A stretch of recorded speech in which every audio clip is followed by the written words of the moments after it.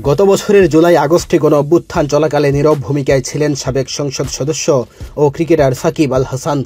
পুরো দেশ যখন আন্দোলনে উত্তাল, তখন সাকিবকে দেখা গিয়েছিল কানাডায় সাফারি পার্কে ঘুরতে। সেই ছবি ফেসবুকে দিয়েছিলেন সাকিবের স্ত্রী, আর তাতেই সমালোচনার মুখে পড়েন সাকিব।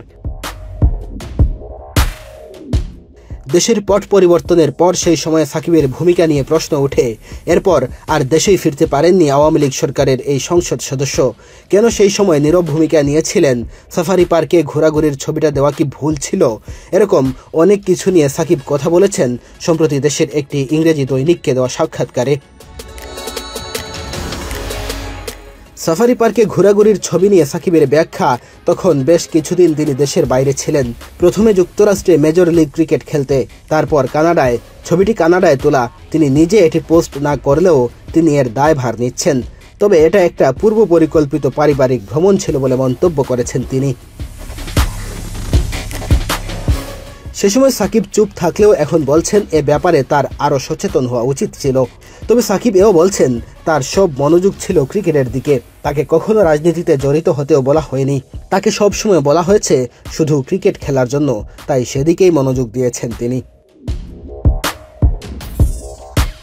একই সময় কানাডায় গ্লোবাল টি-20 লিগ খেলার সময় এক দর্শকের সাথে বাক বিতণ্ডায় জড়িয়ে পড়েন সাকিব। তখন সাকিব ওই দর্শককে পাল্টা প্রশ্ন করেন, আপনি দেশের জন্য কি করেছেন? ফলে আবারও সমালোচনায় পড়েন। তবে এই ইস্যুতে সাকিব নিজেকে নির্দোষ দাবি করছেন। তার মতে তাকে উস্কানি দেওয়ার জন্যই ওই দর্শক মাঠে এসেছিলেন। ওই দর্শককে উস্কানিদাতা বলার পাশাপাশি হতাশাগ্রস্ত বলেও মন্তব্য করেছেন সাকিব। ওই সময় নীরব থাকার ব্যাপারে সাকিব বলেছেন, আন্দোলনের সময় তার কিছুই করার ছিল না, এমনকি তখন তিনি কি করবেন এ ব্যাপারেও নাকি কিছুই জানতেন না। রাজনীতিতে জড়িয়ে ক্রিকেটে বিতাড়িত হয়ে পড়া সাকিব আপাতত যুক্তরাষ্ট্রেই আছেন।